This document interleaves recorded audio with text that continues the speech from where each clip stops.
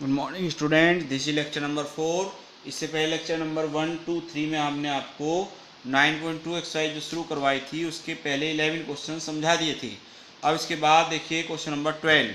अब इसमें 12 में थोड़ा सा अलग क्वेश्चन है, और ये जो आपको मैंने 9 क्वेश्चन बताया था बिल्कुल उसी तरीके का क्वेश्चन है। उसमें बस आपको 2 AP सीरीज दी थी, यहाँ पर 1 AP सीरीज दी है, और 1 AP सीरीज के हिसाब से आपको इसको सोल्व करना है। वो कह रहा है कि the ratio of the sum of m and n terms of an AP is m square upon n square। कि एक AP सीरीज है जिसके m और n टर्म का ratio m square upon n square यदि है तो प्रूव कीजिए उनकी m और nth टर्म का रेशियो 2m-1 2m + n-1 होगा। तो सबसे पहले हम फॉर्मूला लगाएंगे। एक AP है, उसका फर्स्ट टर्म a मान लिया और कॉमन डिफरेंस d।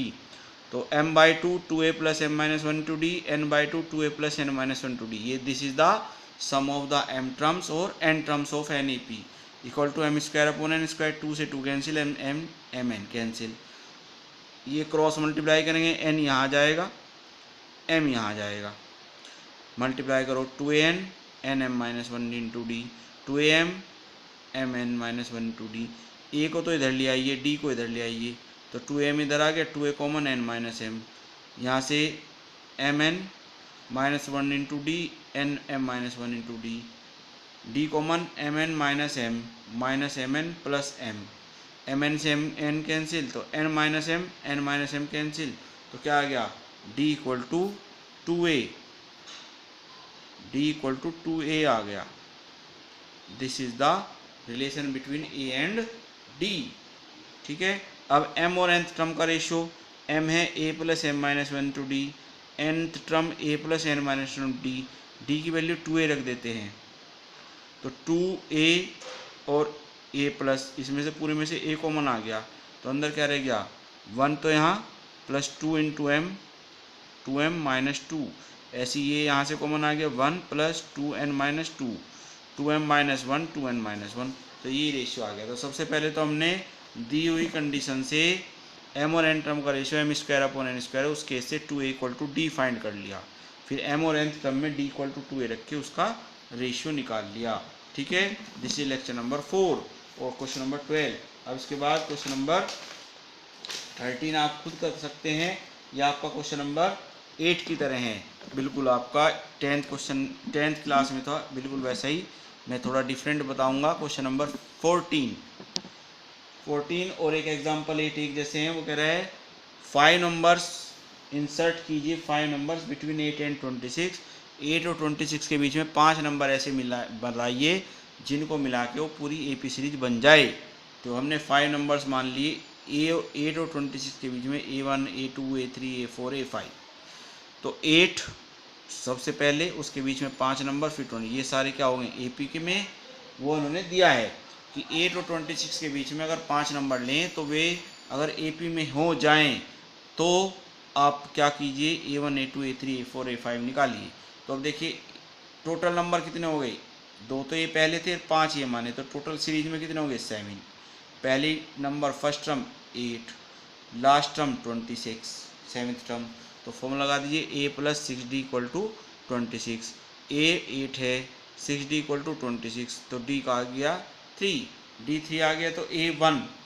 देखो ये सीरीज क्या होती है AP series, a + d a + 2d a + 3d a + 4d a + 5d।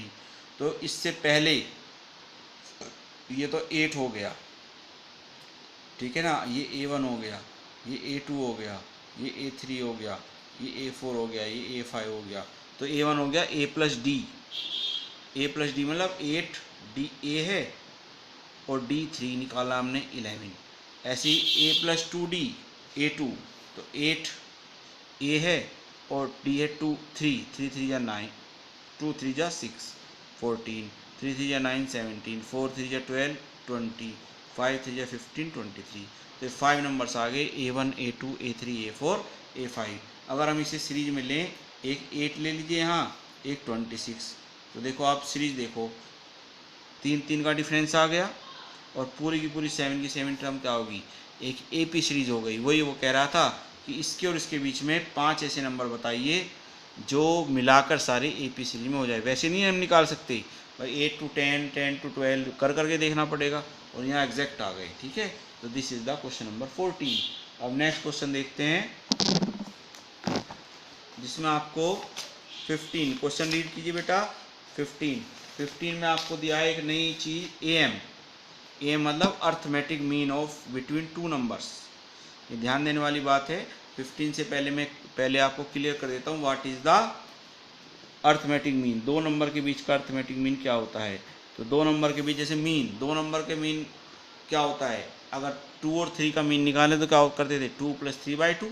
बिल्कुल ऐसे ही दो नंबर्स हमने मान लिए A एंड B, और A means arithmetic mean between A and B। तो A और B आर इन AP। तो इस A - A = B - A मैं प्रूव कर रहा हूँ एक तरह से आपके लिए। तो A इधर आ जाएगा, 2A = A + B। तो क्या आ गया, देखो जो मैंने बताया था, दो नंबर के बीच का अर्थमेटिक मीन आ गया A + B/2। मान लिया 5 और 8 के बीच का निकालना है, 2 और 8 के बीच का निकालना है, तो 2 + 8/2। वैसे भी तुम्हें पता है मीन जब निकालते हैं तो नंबर ऑफ जितनी भी टर्म्स होती है वो नीचे और टोटल सम ऊपर। जैसे दो नंबर हैं तो दोनों का सम ऊपर, sum of all terms upon total number. ठीक है, ये होता है अर्थमेटिक का मीन का मेथड। अब देखिए 15 क्वेश्चन जो बिल्कुल अलग है, और इस तरह का एक GP सीरीज में भी है। नेक्स्ट एक्सरसाइज जो पढ़ाएंगे हम, वो कह रहा है A⁴n + B⁴n upon A⁴n - 1 + B⁴n - 1 equal to arithmetic mean of, ये लेक्चर नंबर 4 है, AB।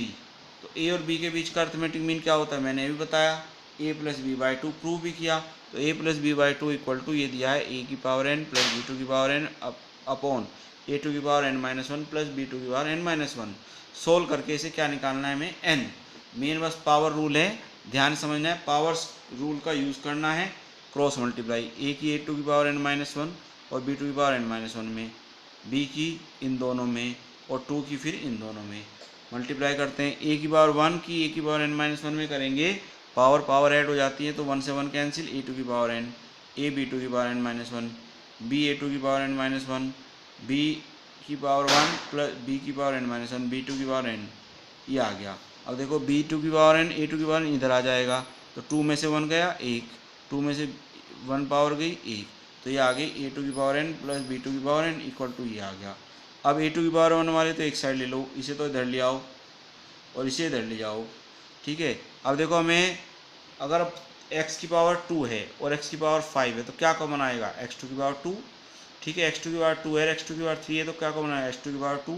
जैसे A⁴n - 1 है और यहाँ A2 की पावर क्या था, n, तो क्या कॉमन आएगा।